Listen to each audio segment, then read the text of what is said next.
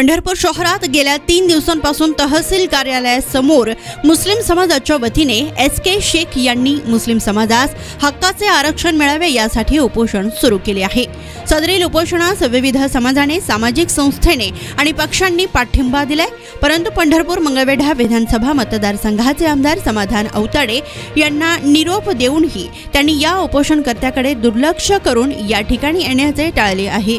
यावरूनच येणाऱ्या निवडणुकीत विद्यमान आमदारांना मुस्लिम समाजाच्या मतांची गरजच नाही का काय असे उपोषणकर्त्यांजवळ बसणाऱ्यांतून बोलले जाऊ लागले आहे। दरम्यान माजी आमदार स्वर्गीय भारत नाना भालके यांचे चिरंजीव युवक नेते भगीरथ भालके यांनी भेट देऊन उपोषणकर्त्यास त्यांची मागणी रास्त असून माझ्या परीने मी तुम्हाला सहकार्य करेन असा शब्द भेटी दरम्यान दिला। मुस्लिम समाजास आरक्षण मिळावे यासाठी सर्व जाती धर्माच्या पक्षाने व समाजाने मोठ्या प्रमाणात पाठिंबा दिला, मात्र आमदारांनी दुर्लक्ष केले।